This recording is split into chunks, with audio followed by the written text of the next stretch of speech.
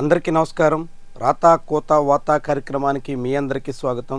ఈరోజు వివిధ ప్రధాన పత్రికల్లోని ముఖ్యమైన కథనాలు చూస్తే, నిన్న హైదరాబాద్ బేజాపూర్ హైవే మీద జరిగినటువంటి రోడ్డు ప్రమాదానికి సంబంధించిన ఘటన అన్ని పత్రికల్లో చూడొచ్చు. ఘోరం అన్నట్టుగా ఆంధ్రప్రభ, హైదరాబాద్ బేజాపూర్ రోడ్డుపై మృత్యు ఘోష అన్నట్టుగా ఈనాడు పత్రికలో, మృత్యు ఘోష, ఆర్టీసీ బస్సును ఢీకొన్న టిప్పర్, 19 మంది మృతి, 24 మందికి తీవ్ర గాయాలు అని ప్రజాశక్తిలో, తెలంగాణలో ఘోర ప్రమాదం, 19 మంది దుర్మరణం, టిప్పర్ టెర్రర్ అన్నట్టుగా ఆంధ్రజ్యోతిలో, యమ కంకర లోడుతో వస్తున్న లారీ ఢీకొట్టడంతో 19 మంది ఆర్టీసీ బస్సు ప్రయాణికులు అందరూ ప్రాణాలు కోల్పోయినటువంటి ఘటనని సాక్షి పత్రికలో ప్రధానంగా ప్రస్తావించారు. మొత్తంగా ప్రస్తుతం తెలుగు రాష్ట్రాల్లో గుడిలో భద్రత లేదు, రోడ్డు మీద ధీమా లేదు, ఏం చేద్దామన్నా గ్యారంటీ కనిపించట్లేదు. మొత్తంగా జనాలు బిక్కుబిక్కుమంటూ గడపాల్సిన పరిస్థితి వచ్చింది.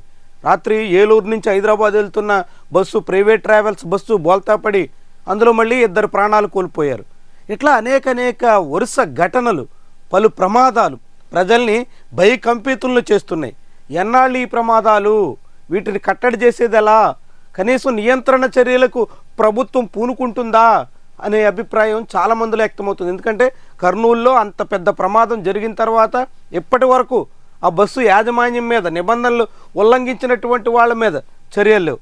కానీ ఆ బస్సు ప్రమాదాన్ని సోషల్ మీడియాలో పోస్ట్ చేశారు అనే పేరుతో విపక్షానికి చెందినటువంటి కార్యకర్తలందరినీ కంట్రోల్ చేయాలనే తపన మాత్రం ప్రభుత్వంలో కొట్టొచ్చినట్టు కనిపిస్తుంది. అసలు సమస్య పరిష్కరించడానికి బదులుగా అందుకు ఇతర సమస్యలు తెర మీదకు తీసుకొచ్చి వాటి చుట్టూ రాద్ధాంతం చేద్దాం అనే దృష్టి ప్రభుత్వంలో చాలా ఎక్కువగా కనిపిస్తుంది. మరి అలాంటప్పుడు ఈ సమస్యలు ఎప్పటికి పరిష్కారం అయ్యాను?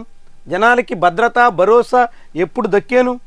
ప్రైవేటు బస్సుల్లో గ్యారంటీ లేదు, ఆర్టీసీ బస్సుల్లో ఎదుటి వాళ్ళ కారణంగా ధీమా లేదు, రోడ్లన్నీ అస్తవ్యస్తంగా మారడంతో అనునిత్యం ఆందోళనలే.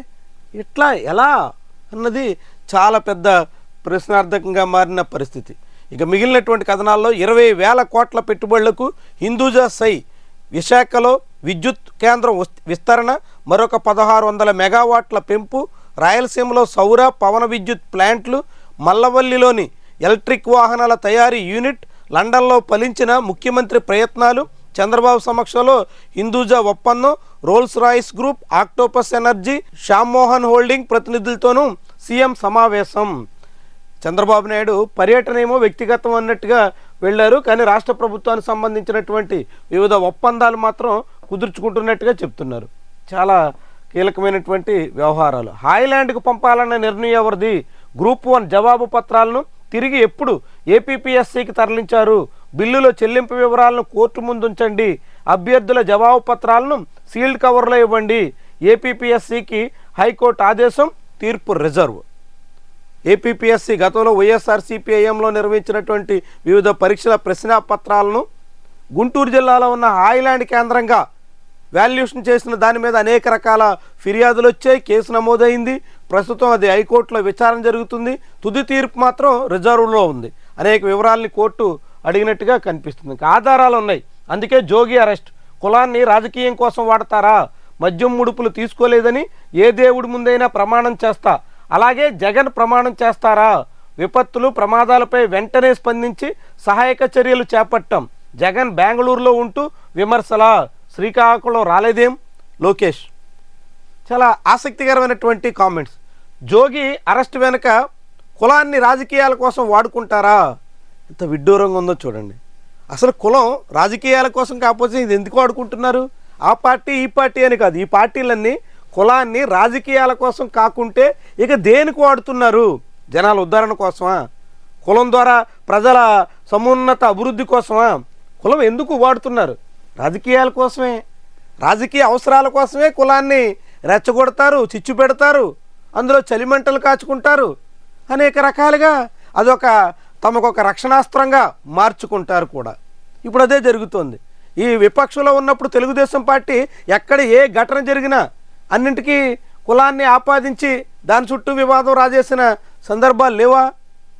కుల వివక్ష కారణంగా జరిగినటువంటి ఘటనలో కులాంశాలను ప్రస్తావించడం వేరు, కుల ప్రమేయం లేకుండా జరిగినటువంటి వ్యక్తిగత వ్యవహారాలకు కూడా కులాన్ని ఆపాదించి చేసుకున్నటువంటి అనుభవం అప్పుడు తెలుగుదేశం పార్టీకి ఉంది, ఇప్పుడు వైఎస్ఆర్సీపీ కూడా అదే నడిపిస్తుంది. లేదంటే కల్తీ మద్యం కేసులో జోగి రమేష్ అరెస్ట్ అయితే బీసీ నాయకుడి అరెస్ట్ ఎంత విడ్డూరం చూడండి. ఆయన మాజీ మంత్రి, వైఎస్ఆర్సీపీ నాయకుడు, కానీ వైఎస్ఆర్సీపీ ఖాతాల్లోనే ఆయన ఒక బీసీ నాయకుడు. అంటే బీసీ ముద్ర, బీసీని ఒక అడ్డంగా పెట్టుకుని, బ్యాక్ బోన్ క్లాస్ అంటారు కదా, బీసీ అంటే బ్యాక్వర్డ్ క్లాస్ కాదు, బ్యాక్ బోన్ క్లాస్ అని చంద్రబాబు, జగన్మోహన్ రెడ్డి అందరూ చెప్తారు.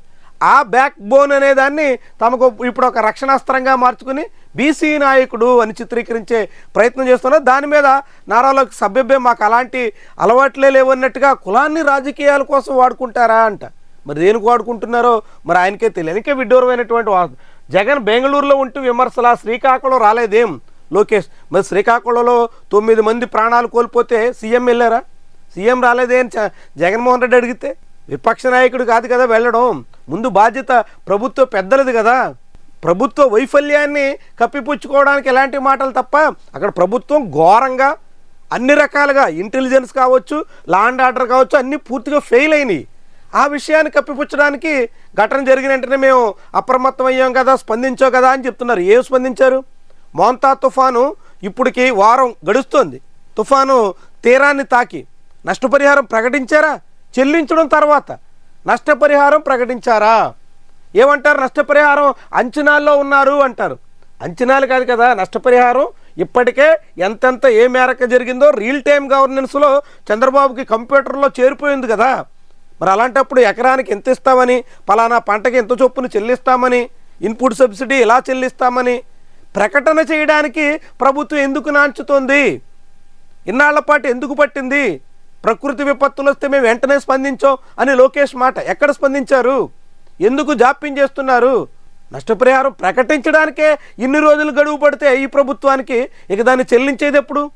ఖరీఫ్ పంట నష్టపోయిన రైతు రబీ పంట మళ్ళీ వేసుకోవాలంటే ప్రభుత్వం ఇన్పుట్ సబ్సిడీ ఇవ్వాలా. ఇన్పుట్ సబ్సిడీ ఇప్పటి వరకు ప్రకటించలేదు. ప్రకటించడానికే ఇన్ని రోజులు గడువు తీసుకుంటే ఇక దాన్ని అమల్లోకి తీసుకొచ్చేది ఎప్పుడు అన్నది ప్రశ్నార్థకం. ఇక మద్యం ముడుపులు తీసుకోలేదని ఏ దేవుడి ముందైనా ప్రమాణం చేస్తా, అలాగే జగన్ ప్రమాణం చేస్తావా? జగన్ మరి చేస్తారా? నారా లోకేష్ ఛాలెంజ్ని స్వీకరిస్తారా? లిక్కర్ వ్యవహారాల్లో నారా లోకేష్ ఎటువంటి ముడుపులు తీసుకోలేదట. జగన్మోహన్ రెడ్డే మొత్తం ముడుపులు తీసుకున్నారట. కావాలంటే జగన్మోహన్ రెడ్డి వచ్చి తన బిడ్డల మీద ప్రమాణం చేయాలట. ప్రమాణం చేసిన జోగి రమేష్ ఏమైంది? ఆయన కనకదుర్గమ్మ గుడిలో ప్రమాణం చేశారు హారతి వెలిగించి. ఏమైంది? సిబిఐ దర్యాప్తు జరపాలని కోర్టుకు వెళ్ళారు. ఏమైంది? ఆ కోర్టులో కేసు విచారణ రాకముందే సిట్టు ఆయన్ని లిఫ్ట్ చేసింది. విశేషం ఏంటంటే గతంలో జగన్మోహన్ రెడ్డి లండన్లో ఉండగా ఆంధ్రప్రదేశ్లో చంద్రబాబు నాయుడుని అరెస్ట్ చేశారు. ఇప్పుడు చంద్రబాబు లండన్లో ఉండగా ఆంధ్రప్రదేశ్లో జోగి రమేష్ని అరెస్ట్ చేశారు. సరే, ఆసక్తికరం. అప్పుడేమో ప్రతిపక్ష నాయకుడిని లిఫ్ట్ చేస్తే ఇప్పుడు మాజీ మంత్రిని లిఫ్ట్ చేసినట్టుగా పరిణామాలు ఉన్నాయి. ఆధారాలు ఉన్నాయని నారా లోకేష్ అంటున్నారు. ఆధారాలు అంటే జనార్దన్ రావు ఇచ్చిన వాంగ్మూలమా? జనార్దన్ రావు చెప్పే మాటలా? జనార్దన్ రావుకు అనుకూలంగా తెలుగుదేశం పార్టీ అనుకూల మీడియాలో హెడ్లైన్స్లో వేసేటువంటి కథనాలా? అవి కాదు. ఆధారాలుంటే ప్రభుత్వం సిబిఐకి ఇచ్చి విచారణ చేయండి అని చెప్తున్నారు వాళ్ళు. చాలా విశేషంగా దీన్ని చూడాలి. ఫేక్ చిచ్చుకు పోలీస్ ఉచ్చు, సోషల్ పోస్టుల ద్వారా కుల ఘర్షణలు రెచ్చగొట్టే వారిపై సీరియస్, 3 నెలల్లో ఏరివేసేందుకు పక్కా ప్రణాళిక, విష సంస్కృతి వ్యాప్తి చేస్తున్న వ్యక్తులపై నిఘా, వారి 698 సోషల్ మీడియా ఖాతాల గుర్తింపు. ఆంధ్రప్రదేశ్లో కుల ఘర్షణలు రెచ్చగొడుతున్నటువంటి వాళ్ళని కంట్రోల్ చేస్తారట. చాలా మంచిది. ఎప్పుడైనా రాష్ట్రానికి అలాంటి విద్వేషాలు రాజేసేటువంటి వాళ్ళని నియంత్రించడం చాలా చాలా అవసరం. కానీ కుల ఘర్షణలు రెచ్చగొట్టేటువంటి వాళ్ళని నియంత్రిస్తున్నాం అనే పేరుతో ప్రభుత్వానికి గిట్టనటువంటి సోషల్ మీడియా అకౌంట్లని అడ్డుకునే ప్రయత్నం చేస్తున్నటువంటి వైనమే ఇప్పటివరకు చాలా చాలా విశేషంగా చూడాల్సి ఉంటుంది. ఏడాది కాలంగా కూటమి ప్రభుత్వం సోషల్ మీడియా మీద చాలా చాలా కలవరపడుతుంది.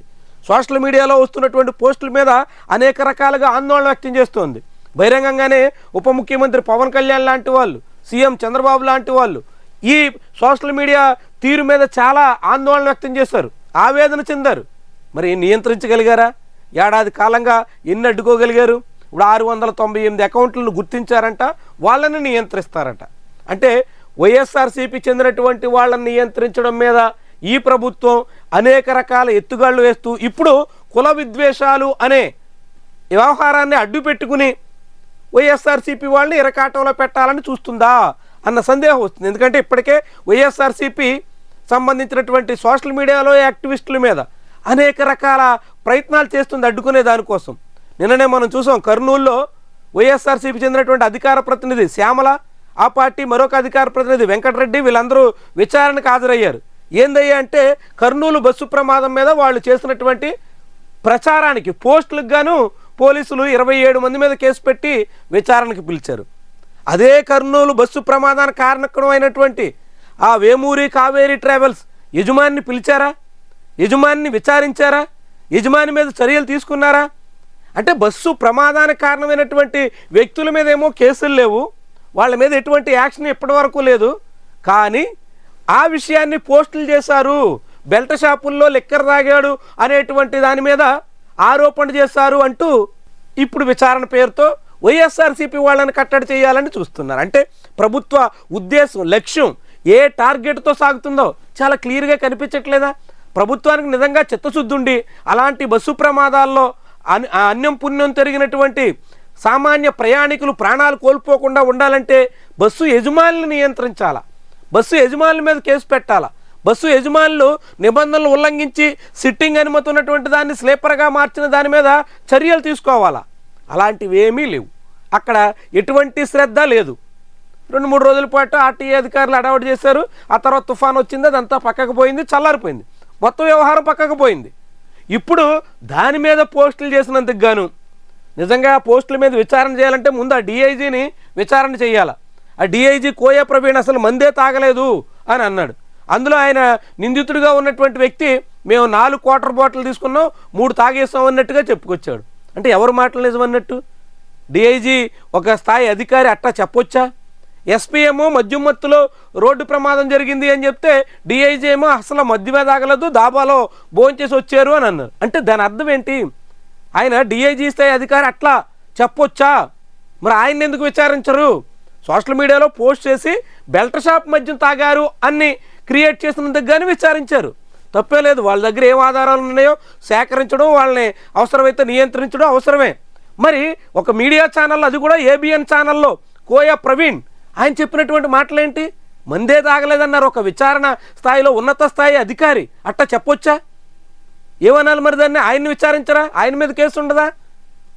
అంటే ఎవరికైనా ఒకటే సూత్రం వర్తించేటట్టయితే సోషల్ మీడియాలో కుల విద్వేషాలు రెచ్చగొట్టే వాళ్ళందరినీ కంట్రోల్ చేయాలని అనుకుంటే ప్రభుత్వానికి చిత్తశుద్ధి అవసరం. అట్టా కాదు విపక్షం వాళ్ళని నియంత్రించడమే లక్ష్యంగా ఏదో పేరు పెడతాం, ఇప్పుడు కుల విద్వేషాలు అనే విషయాన్ని ముందుకు తీసుకొస్తాం అని అనుకుంటే ఆ ప్రయత్నం పూర్తిగా ఫలించదు. గతంలో వైఎస్ఆర్సీపీ హయాంలో ఆ పార్టీ హ్యాండిల్స్, ఆ పార్టీ అకౌంట్లో ఉన్నటువంటి వాళ్ళు ఎంతగా వెచ్చలవిడితనం ప్రదర్శించారో ఇప్పుడేం తక్కువ కాదు. ఇప్పుడేమీ ఎవ్వరు తక్కువేం కాదు అన్నట్టుగా సాగుతున్నారు కూటమి పక్షాల కార్యకర్తలు. వీళ్ళు కూడా సోషల్ మీడియాలో అదే భాష, అదే తీరున, అదే పద్ధతిన అవసరమైన అన్ని సందర్భాల్లోనూ శృతి మించి సాగుతున్నారు. అలాంటి వాటిని అన్నింటినీ కట్టడి చేస్తే జనం వర్షిస్తారు, సోషల్ మీడియా నియంత్రణలోకి వస్తుంది. అది ఆంధ్రప్రదేశ్ సమాజానికి చాలా చాలా ప్రయోజనం. ఆ ప్రయత్నం ఈ ప్రభుత్వం చేయాలని, ఇప్పటివరకు వెళ్తున్న దారిలో సాగితే అది పూర్తి ఫలితాన్ని ఇవ్వదని, ప్రత్యర్థిని కట్టడి చేయడం కోసమే ఇలాంటి వ్యవహారాలు నడిపితే అది ఏమాత్రం ప్రయోజనం ఉండదని మనం చెప్పాల్సి ఉంటుంది. ఇక విద్యార్థులే లక్ష్యంగా కొండారెడ్డి డ్రగ్స్ దందా, పక్కా ప్లాన్తో విశాఖకు మాదక ద్రవ్యాలు, వైసీపీ విద్యార్థి నేతకు భారీ నెట్వర్క్, బెంగళూరు వ్యక్తితో వ్యాపార లావాదేవీలు, తాను చెడి ఇతరులను చెడగొట్టిన వైనం, డబ్బు ఆశతో రవాణా చేస్తున్న గుడివాడ విద్యార్థి 48 LSD బోల్ట్స్ స్వాధీనం, డీసీపీ ప్రశాంతి వెల్లడించారు. ఈ కేసులో ఇంకా చాలా పెద్ద తలకాయలు ఉన్నారు, చాలా పెద్ద నెట్వర్క్ ఉందంటున్నారు. కాబట్టి అసలు మూలాలు వెలికి తీసి నియంత్రించడం చాలా చాలా అవసరం. దొనకొండలో అంతర్జాతీయ క్యాన్సర్ సెంటర్ 4,800 కోట్ల రూపాయలతో ఏర్పాటు, వరల్డ్ స్మార్ట్ సిటీ ఫోరం అధ్యక్షుడు పీటర్ చున్ వెల్లడి. హైబ్రిడ్ ఎనర్జీ ప్రాజెక్టుకు ఆర్ఈసీ నుంచి 7,500 కోట్లు, కర్నూలులో 1040 మెగావాట్ల ప్రాజెక్టుకు మార్గం సుగమం. ఇక మిగిలినటువంటి కథనాలతో భక్తితో రండి, భద్రతంగా వెళ్ళండి, క్యూ లైన్లలో క్రమశిక్షణగా వ్యవహరించాలి, తోటి భక్తులకు ఇబ్బంది కలిగించొద్దు, రద్దీకి అనుగుణంగా ఏర్పాట్లు చేసుకోవాలి అన్నట్టుగా నేరం, ఘోరం, తప్పిదం అంతా భక్తులదే, ప్రభుత్వ నిర్లక్ష్యం. అక్కడ వస్తున్నటువంటి భక్తులు తగ్గట్టుగా ఏర్పాట్లు చేయాల్సిన అవసరం, ప్రైవేట్ గుడి అని చెప్పి చేతులు దులుపుకోవాల్సిన బాధ్యత రాహిత్యం, ఇలాంటివన్నీ ప్రభుత్వ దోషాలేం లేవు. భక్తులే నియంత్రణ పాటించాలా, భక్తులే జాగ్రత్తగా ఉండాలా, భక్తులే తమ ప్రాణాలు తాము కాపాడుకోవాలా, ఏదైనా జరిగితే భక్తులే బాధ్యులు అవ్వాలా. ప్రభుత్వ బాధ్యత లేదు ఇది. అదే తమకు గిట్టనటువంటి వాళ్ళ అధికారంలో ఉంటే ప్రభుత్వం అత్యంత ఘోరం, ప్రాణాలు తీసేసిన ప్రభుత్వం చూసాం కదా. అంతర్వేదిలో ఎవరో రథాన్ని తగలెడితే అది నేరుగా జగన్మోహన్ రెడ్డి తగలెట్టిచ్చాడు అని ఆరోపించిన సందర్భాలు మనం చూసాం.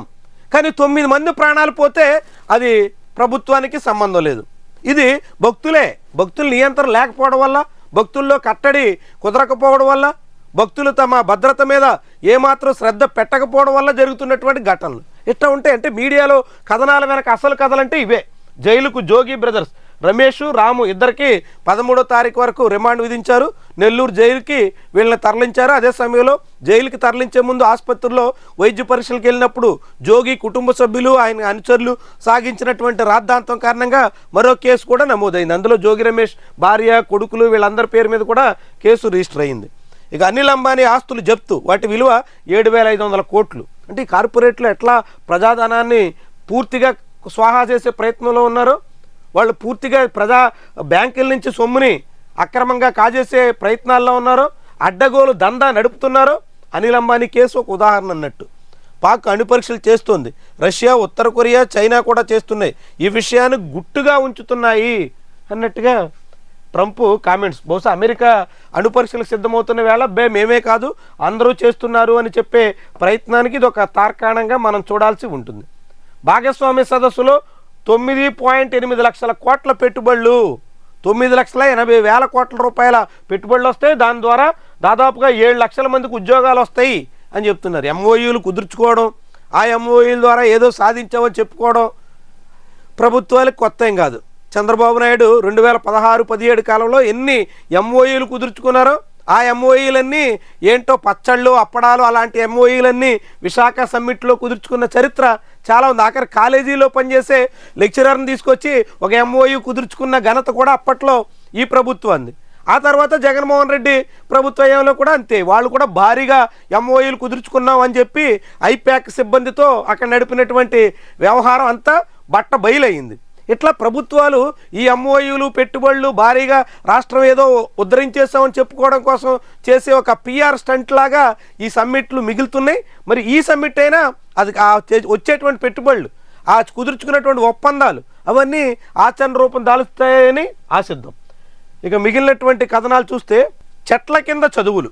ఎమ్మిగనూరు కర్నూలు జిల్లాలో ఉన్నటువంటి ఈ స్కూలు రాష్ట్రంలోనే అత్యధికంగా విద్యార్థులు ఒక స్కూల్లో చదువుతున్నటువంటి పాఠశాల.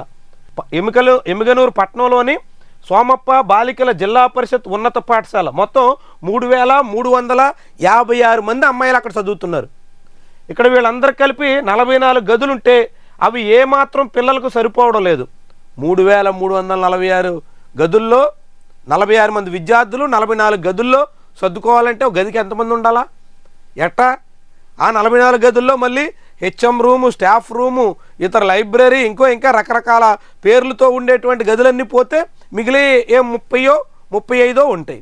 35 గదుల్లో 3,356 మంది కిక్కిరిసిపోయి కూర్చోవాలంటే ఎట్టా సాధ్యమవుతుంది? దాంతో చివరికి చెట్ల కింద చదువులు చెప్పాల్సిన పరిస్థితి వస్తుంది.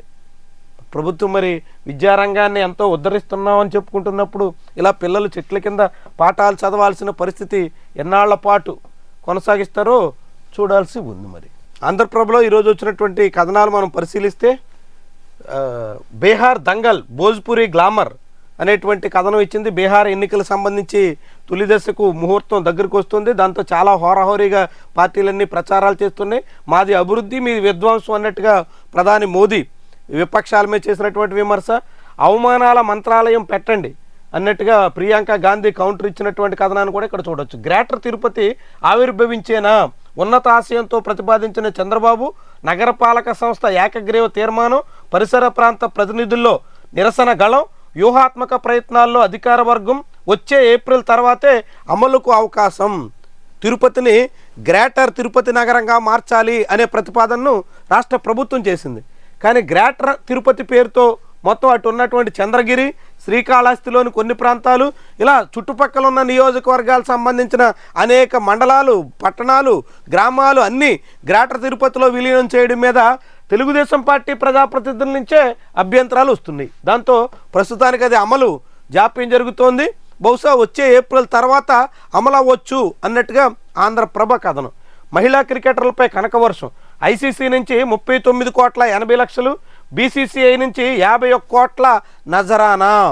టీమిండియా తొలిసారిగా స్వదేశంలో జరిగిన వరల్డ్ కప్లో ఫైనల్స్లో సౌత్ ఆఫ్రికాను ఓడించి గెలిచిన తర్వాత ఆ ప్లేయర్లందరికీ అనేక రకాల ఆభరణాలు, ఇతర అనేక రకాల బెనిఫిట్స్ దక్కుతున్నాయి. అందులో దాంతోపాటుగా ఐసీసీ, బీసీసీఐ కూడా భారీగా నజరానా ప్రకటించాయి అనే కథనాన్ని ఇక్కడ మనం చూడొచ్చు. ఇక 3,000 కోట్ల రూపాయలకు పైగా కుంభకోణం జరిగింది. డిజిటల్ అరెస్టులపై కఠిన ఆదేశాలు ఇస్తాం సుప్రీంకోర్టు. డిజిటల్ అరెస్టుల పేరుతో సైబర్ నేరగాళ్లు ఇప్పటికి 3,000 కోట్ల రూపాయలు పైబడి అక్రమంగా కాజేశారు, అందులో పెద్ద స్కామ్ నడుస్తోంది అన్నట్టుగా సుప్రీంకోర్టు ఆందోళన వ్యక్తం చేస్తుంది. దాని మీద త్వరలోనే ఆదేశాలు ఇస్తాం అన్నట్టుగా చెప్తున్నారు. ప్రభుత్వం చిత్తశుద్ధితో ప్రయత్నం చేస్తే ఎలాంటి సైబర్ నేరాలైనా నియంత్రించవచ్చు. ప్రభుత్వానికి అందుకు తగ్గట్టుగా ప్రయత్నాలు ఉండాలా, అలాంటివి చేయాలన్న ఆలోచన ఉండాలా. కానీ ప్రభుత్వం దగ్గర ఆలోచన కనిపించట్లేదు. కనీసం కట్టడి చేద్దాం అనేటువంటి ప్రయత్నాలు కూడా ఏ కోసానా లేవు. దాంతో సైబర్ నేరగాళ్లు రెచ్చిపోతున్నారు. ఇలా 1,000 కోట్ల రూపాయల అక్రమంగా కొల్లగొట్టేసేటువంటి ప్రయత్నాలు సాగుతున్నాయి. ఆభరణాల ఎగుమతులకు ట్రంప్ దెబ్బ. 70% పైగా పతనం. టారిఫ్ల మూలంగా ట్రంప్ తీసుకున్నటువంటి నిర్ణయాలతో ఇండియా నుంచి ఎగుమతి కావాల్సినటువంటి ఆభరణాలు 70% పడిపోయాయి ఎగుమతులు అన్నట్టుగా. ఇక ఇక్కడికి వచ్చి మాట్లాడండి. బీహారీలపై దాడులు జరుగుతున్నాయంటూ మోడీ చేసినటువంటి వ్యాఖ్యల మీద తమిళనాడు సీఎం స్టాలిన్ సవాల్. ఎస్టీ కమిషన్ చైర్మన్గా బొజ్జిరెడ్డి, బీజేపీకి చెందిన రంపచోడవరం అసెంబ్లీ నియోజకవర్గానికి చెందిన నాయకుడికి నిన్న ఆయనతో పాటు కమిటీ సభ్యులను కూడా నియమిస్తూ ఉత్తర్వులు ఇచ్చారు. ఆ గ్రామాలను బుగ్గిపాలు చేస్తారా? పచ్చని పొలాల్లో ఆయుధ డిపో వద్దు, గ్రామసభ వద్దని తీర్మానించాక క్యాబినెట్లో తీర్మానించినా చెల్లదు. బాధిత గ్రామాల్లో పర్యటించిన వామపక్ష నేతలు. ఏలూరు జిల్లాలో ఉన్నటువంటి బుట్టాయిగూడెం, అదేవిధంగా ఆ ప్రాంతాల్లో జరుగుతున్నటువంటి ఈ నేవీకి సంబంధించిన ఆయుధ డిపో నిర్మాణం మీద అభ్యంతరాలు వ్యక్తమవుతున్నాయి. దాని మీద సిపిఎం నేతలు నిన్న అభ్యంతరం వ్యక్తం చేసినటువంటి కథనం చూడొచ్చు. మిగిలినటువంటి కథనాల్లో ఈ క్రాప్ కటింగ్, అస్తవ్యస్తంగా ఎన్యూమరేషన్, పంట కోతలు, తూతూ మంత్రంగా పంట నష్టం అంచనాలు, ఈ క్రాప్ను గాలికి వదిలేసిన కూటమి ప్రభుత్వం. చంద్రబాబు టెక్నాలజీ గురించి పదే పదే చెప్తేటువంటి ఆర్టీజీఎస్, వాట్సాప్ గవర్నెన్స్, ఇతర రకరకాల పదాలతో జనాన్ని మభ్యపెట్టే తీరు గురించి అసలు వాస్తవానికి ఎక్కడైనా పొంతనుంటుందా? ఆలోచించండి. ఈ ప్రభుత్వం చెప్పేదేంటి? హైటెక్ గవర్నమెంట్, టెక్నాలజీని పరిపాలనతో మిళితం చేస్తాం చంద్రబాబు చెప్పేటువంటి మాట. మరి ఏమైంది? రైతులు ఎక్కడ ఏ పంట వేశారో, ఎన్ని ఎకరాల్లో వేశారో, అది ఎంత మేరకు ఆ రైతు సాగు చేస్తున్నాడో అదంతా జరగాల్సినటువంటి ఈ క్రాప్ ఎందుకని గాలికి వదిలేశారు? ఈ క్రాప్ చేయకుండా ఎందుకు విస్మరించేశారు? సాక్షి రాసినటువంటి కథనం ప్రకారంగా ఈ క్రాప్ చేస్తే ఆ పంట నష్టం అంచనాలు పగడ్బందీగా చేయాల్సి ఉంటుంది కాబట్టి ఆ పంట నష్టం పరిహారం చెల్లించకుండా చేతులు దులుపుకోవడం కోసమే ఈ క్రాప్ని అటకెక్కిచ్చేశారు. మరి చూడండి, మరి ఎంత విడ్డూరం. చంద్రబాబు చెప్పే మాటలేమో కొండంత, చేసే పనులేమో గోరంత. చూడండి, మరి టెక్నాలజీ నిజంగానే పరిపాలనలో వర్తింపజేస్తే రైతులకు సంబంధించినటువంటి ఈ క్రాప్ని ఇట్లా విస్మరించడం, ఈ క్రాప్ని పూర్తిగా గాలికి వదిలేయడం ఎంతవరకు సమంజసం? ప్రభుత్వం సమాధానం చెప్పాలి. ప్రహసనంగా మోంతా తుఫాను ఎన్యూమరేషన్ ప్రక్రియ పొలం దగ్గరికి వెళ్లకుండా టీడీపీ నేతల సిఫార్సు మేరకే వారి ఇళ్ల వద్దే దరఖాస్తులు, జాబితాల తయారీ, తుది జాబితాల రూపకల్పనకు 24 గంటలే గడువిచ్చిన సర్కారు ఎగ్గొట్టే ఎత్తుగడ, రైతుల పేరిట నష్టపరిహారం కొట్టేయాలని టీడీపీ నేతల కుట్రలు, ఏడాదిన్నరలో 5.5 లక్షల మందికి 595 కోట్ల ఇన్పుట్ సబ్సిడీకి ఎగనామం. ఇన్పుట్ సబ్సిడీ కూడా చెల్లించకుండా ఎగనామం పెడుతున్నారు. పక్కాగా ఈ క్రాప్ నమోదు చేస్తే వైపరీత్యాల వేళ పంట నష్టపరిహారం, బీమా సాయం రైతులు ఎక్కడ అడుగుతారో అనే భయంతోనే ప్రభుత్వం ఈ క్రాప్కి పూర్తిగా పంగనామాలు పెట్టేస్తుంది. నిజంగా ప్రభుత్వానికి చిత్తశుద్ధి ఉండాలి కదా. రైతులు పంట ఎక్కడ ఎన్ని ఎకరాల్లో ఏం వేస్తున్నారో అనేది తెలుసుకోవడం ఇప్పుడున్నటువంటి పరిస్థితుల్లో ఇప్పుడున్నటువంటి టెక్నాలజీతో పల్లెల్లో ఉన్నటువంటి సచివాలయ సిబ్బందితో ఏవైనా కష్టమా? 3 గంటల్లో పెన్షన్లు 90% ఇచ్చాం, 95% ఇచ్చాం అని చెప్పుకుంటున్నటువంటి ప్రభుత్వం 3 రోజుల్లో ఏ పంట ఎంతెంత ఎక్కడెక్కడ సాగు చేశారు, ఎంతెంత నష్టపోయిందని లెక్కలేకపోయిందా? ఏమనాలా? చూడండి ఎంత విచిత్రంగా ఉంటుందో. ఇప్పుడు జగన్మోహన్ రెడ్డి కృష్ణా జిల్లాలో ఈరోజు పర్యటిస్తున్నారు. పెనమలూరు, ఆ తర్వాత పామర్రు, పెడన అసెంబ్లీ నియోజకవర్గాల్లో ఆయన పర్యటిస్తారు. పెడనలో రైతులతో మాట్లాడతారు. ఇప్పుడు విపక్షం ఒత్తిడి తీసుకొచ్చిన తర్వాత, విపక్ష నాయకుడు ఫీల్డ్లోకి వెళ్ళిన తర్వాత ప్రభుత్వం స్పందించే పరిస్థితి వస్తుంది. ప్రభుత్వం ఇప్పటికే వారం రోజుల క్రితమే మోంతా తుఫాన్ వచ్చిన తర్వాత నష్టపరిహార అంచనాలు వేసి తక్షణమే నష్టపరిహారం ప్రకటించాల. అంచనాలు ఎక్కడెక్కడ ఏ రైతు ఎంతెంత నష్టపోయింది అనేది తర్వాత వస్తుంది. కానీ ప్రాథమికంగా వరి ఎంత నష్టపోయింది, ఆక్వా ఎంత నష్టపోయింది, ఉద్యాన పంటల నష్టం ఎంత, ఇవన్నీ ప్రభుత్వానికి చేరాయి కదా. నష్టపోయిన వరి పంటకి ఎకరాకి తెలంగాణలో 10,000 రూపాయలు ప్రకటించారు కదా. మరి ఏపీలో కూడా ఎందుకు ప్రకటించకుండా జాప్యం చేస్తున్నారు? ప్రకటించడానికే ఇన్ని రోజులు పడితే ఇక దాన్ని అందించేది ఎప్పుడు? ఉల్లి రైతులకి ఆదుకుంటాం, ఉల్లి పంటకు మేము కింటాలకి ఇంత చొప్పున చెల్లిస్తాం అని ప్రకటన చేశారు. కానీ ఉల్లి రైతుకి ఇవ్వాల్సింది 17 కోట్లు అయితే 2 కోట్ల రూపాయలు ఇచ్చి చేతులు దులుపుకున్నారు. మామిడి రైతుకి ఆదుకుంటాం అని చెప్పారు. మామిడి రైతుకి ఆ మార్కెట్ ఇంటర్వెన్షన్ కింద ఇచ్చేటువంటి ఆ బ్యాలెన్స్ మొత్తాన్ని ఎప్పుడో జూన్, జూలై, ఆగస్టు నెలల్లో మామిడి అమ్ముకుంటే నవంబర్ నెల నాటికి కూడా ఇంకా చాలామందికి అందనటువంటి పరిస్థితి ఉంది. ఇట్లా ప్రభుత్వం రైతులకి చెప్పే మాటలకి చేసే పనులకి పొంతనుండట్లేదు. పైగా విపక్షం కదిలిన తర్వాత మాత్రమే చంద్రబాబు సర్కారులో చలనం వస్తుంది అనే అభిప్రాయం బలపడుతుంది. ఇక ఎమ్మెల్యేకు మామూళ్ళ అమౌంట్ సెట్ చేసాం. బాటిల్పై 10 రూపాయలు ఎక్కువ అమ్ముకోండి, ఒక్కో షాపు నుంచి 1,40,000 రూపాయలు మాత్రం ఎమ్మెల్యేకి కట్టబెట్టండి. తెలుగుదేశం పార్టీ నేతలు ఏది వదలట్లా. మైను వైను, ల్యాండు శాండు, ఏది మినహాయింపు కాదు, అన్ని చోట్ల దందాలే, అన్నింట్లోనూ మొత్తం స్వాహానే. మళ్ళీ అవకాశం వస్తుందో రాదో ఈసారే మనం పూర్తిగా కొల్లగొట్టేయాలి, వచ్చిన ప్రతి పైసాని పోగేసేయాలి.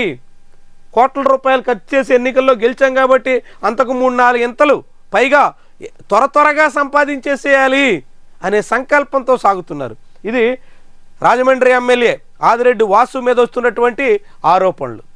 చూడండి, అసలు లిక్కర్ బాటిల్ మీదంటే 10 రూపాయలకి ఎక్కువ అమ్ముకోవచ్చు.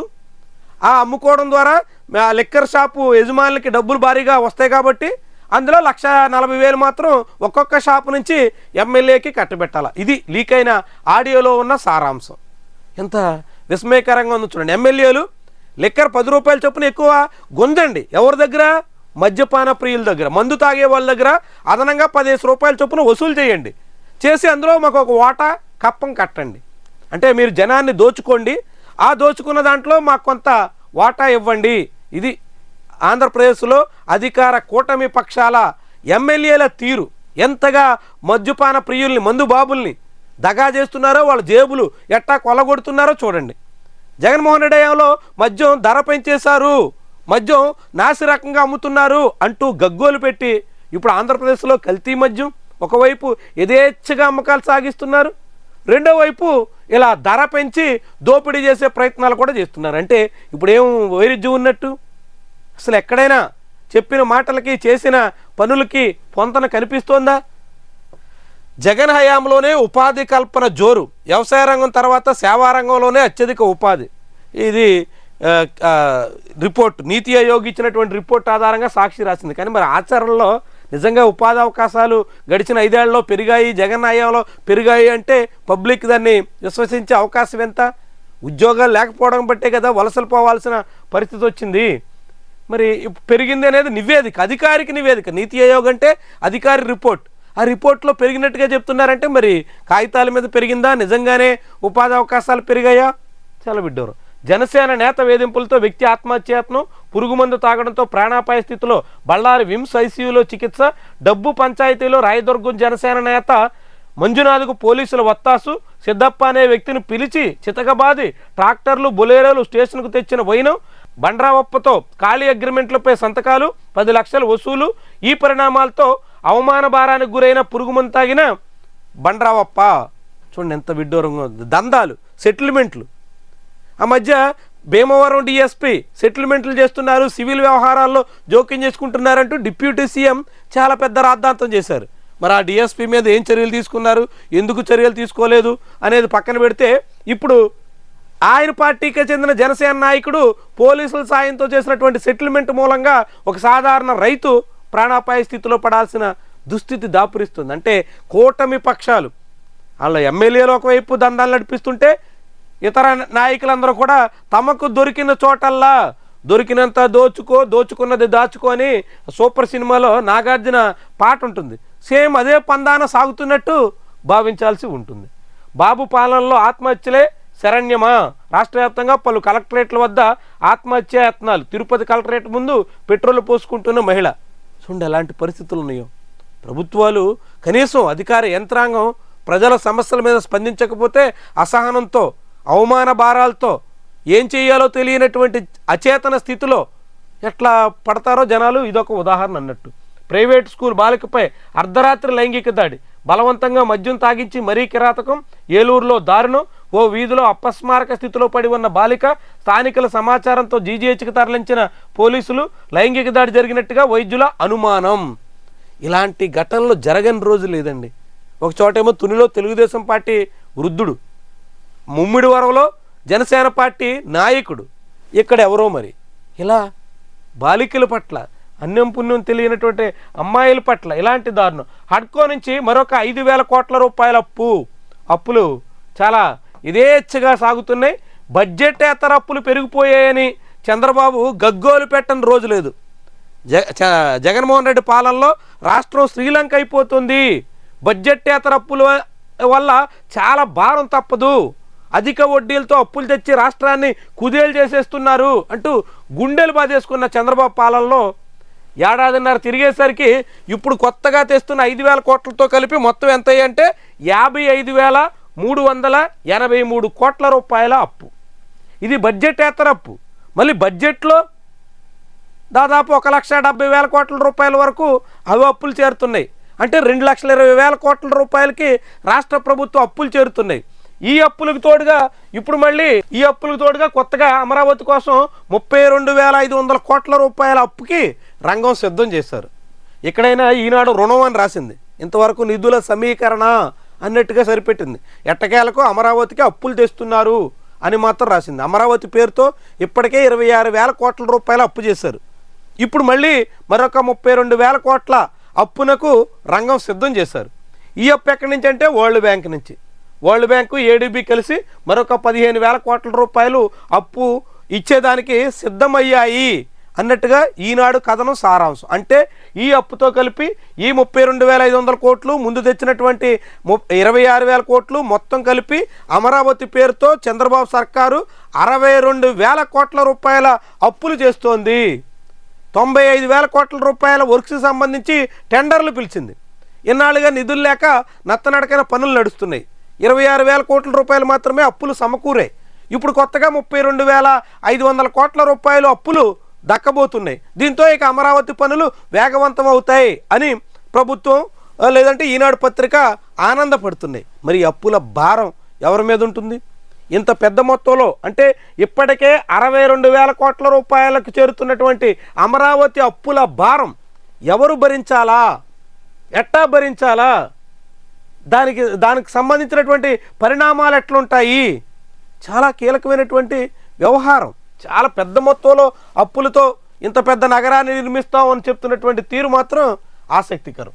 ఇక రాష్ట్రంలో వాతావరణ అనిశ్చితి.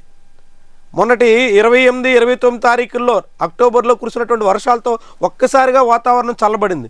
కానీ హఠాత్తుగా వేడి, ఉక్కపోత చాలా ప్రాంతాల్లో చాలా కలవరపరిచేటువంటి పరిస్థితికి వచ్చింది. పెరిగిన ఉష్ణోగ్రతలు, నేడు కోస్తా, రాయలసీమ ప్రాంతాల్లోని పలు చోట్ల వర్షాలు, మయన్మార్లో స్థిరంగా అల్పపీడనం, బంగాళాఖాతంలో ఏర్పడినటువంటి అల్పపీడనం మయన్మార్ తీరాన్ని ఆనుకుని ఇప్పటికీ కొనసాగుతుంది. అది బంగ్లాదేశ్ తీరం వైపు వెళ్ళే అవకాశం ఉంటుంది. ఈరోజు మాత్రం అండమాన్ ప్రాంతంలో వర్షాలు కురవచ్చు అని చెప్తున్నారు. ఆంధ్రప్రదేశ్లోని కోస్తా, సీమ ప్రాంతాల్లో అడపాదడప కొన్ని చోట్ల మెరుపులతో కూడినటువంటి వర్షాలు కురిసే అవకాశం ఉంది. ఇక ఉత్తుత్తి విచారణే. కాశీబుగ్గ ప్రమాదం మీద చంద్రబాబు సర్కారు ఎట్లా చేతులు దులుపుకుంటుందో చూడండి. చనిపోయినటువంటి వాళ్ళకి నష్టపరిహారం చెల్లించేసి ఇక అయిపోయింది అని చెప్పే ప్రయత్నంలో ఉంది. లేకుంటే ఎంత విడ్డూరమా? మొత్తం విచారణ ఏం జరిగిందన్న దాని మీద దర్యాప్తు కోసం కమిటీ వేసాం అని చెప్పారు. అందులో RDO Tekkali RDO M Krishnamurthy, ASP KV Ramana, దేవాదాయ శాఖ అసిస్టెంట్ కమిషనర్ ప్రసాద్ పట్నాయక్ ఉన్నారు. ఈ ముగ్గురు కమిటీ వేసిన తర్వాత ఎవరి పనిలో వాళ్ళు ఉన్నారు. కేంద్ర మంత్రి, రాష్ట్ర మంత్రి పర్యటనలో ఆర్డీఓ బిజీగా ఉన్నారు, ఏఎస్పీ తన బాధ్యతల్లో ఉన్నారు. తర్వాత మళ్ళీ కార్తీక మా పౌర్ణమి నాటి ఏర్పాట్ల పనిలో ఎండోమెంట్ అధికారి ఉన్నారు. వీళ్ళు మాత్రం విచారణ చేసిన దాఖలాలు లేవు. అందుకే ఇది ఉత్తుత్తి విచారణగా మిగిలిపోయే పరిస్థితి కనిపిస్తుంది. అంటే కాశీబుగ్గ ఘటన కూడా జనం మర్చిపోతే ప్రభుత్వం చేతులు దులిపేసుకునే స్థితిలో సాగుతోంది. దళితులపై మారణాయుధాలతో దాడి చూడండి. ఇక్కడ చీమకుర్తి మండలం బండ్లమూడి దళిత కాలనీలో అదే గ్రామానికి చెందిన పెత్తందారులు మారణాయుధాలతో దాడి చేసి గాయపరిచారు. బండ్లమూడి దళిత కాలనీకి చెందిన దళితుల భూముల్లో సరుగుడు మొక్కలను ఆదివారం అదే గ్రామానికి చెందిన శ్రీనివాసులు రెడ్డి, బాల ఓబుల్ రెడ్డిలు చెందిన గొర్రెలు మేసేశాయి. దీనిపై దళితులు ప్రశ్నించినందుకు రెండు గ్రూపుల మధ్య వాదోపవాదాలు జరిగాయి. సోమవారం ఉదయం దళిత కాలనీకి చెందిన వారు దీనిపై స్థానిక పోలీస్ స్టేషన్లో ఫిర్యాదు చేశారు. దీంతో విచారించడానికి గ్రామానికి పోలీసులు మధ్యాహ్నం వెళ్లారు. మా మీదనే కేసులు పెట్టి పోలీసులు తీసుకొస్తారా అంటూ శ్రీనివాసులు రెడ్డి, బాలఓబుల్ రెడ్డి నేతృత్వంలోని దాదాపు 50 మంది కర్రలు, మారణాయుధాలతో పోలీసులు ఎదుటే దళితుల మీద దాడులు చేసి గాయపరిచారు. ఇవనాల చూడండి, ఎంతగా బరి తెగించేసి ఎంత దురహంకార పూరితంతో సాగుతున్నట్టుగా. ఇక డబుల్ ఇంజిన్ సర్కార్ అంటే ఉన్న రైళ్లను రద్దు చేయడమా? కర్నూలు విజయవాడ మధ్య ఇంటర్సిటీ ఎక్స్ప్రెస్ నడపాలి అంటూ నిన్న సిపిఎం నేతలు కర్నూలు రైల్వే స్టేషన్ ముందు ఆందోళనకు పూనుకున్న ఘటన. ఇక కొబ్బరి అదరహో, ఇటీవల మనం అనేక పంటల గురించి మాట్లాడుకుంటూ ధరలన్నీ తగ్గిపోయాయి, రైతులంతా అవస్థలు పడుతున్నారు, మద్దతు ధర లేక అల్లాడిపోతున్నారని మాట్లాడుకుంటున్నాం. కానీ గడిచిన కొన్ని నెలలుగా కొబ్బరి మాత్రం అదరహో అనిపిస్తుంది. ధర చాలా భారీగా కనబడడంతో కొబ్బరి రైతు ఆనందంగా సాగుతున్నాడు. కొబ్బరి రైతుకి మంచి ధర రావడంతో అటు వ్యాపారులు, ఇటు రైతులు, కొబ్బరి రంగంలో పనిచేసేటువంటి కార్మికులు అందరికీ ఎంతో కొంత ప్రయోజనం దక్కుతున్న పరిస్థితి మనం చూస్తున్నాం. కానీ మార్కెట్లో కొబ్బరి కొనుగోలుదారులు మాత్రం గగ్గోలు పెట్టాల్సిన పరిస్థితి అయితే కొనసాగుతుంది. ఇవి ఈరోజు 5 పత్రికల్లో వచ్చిన ముఖ్యమైన కథనాలు. ఆ కథనాల వెనక అసలు కథలు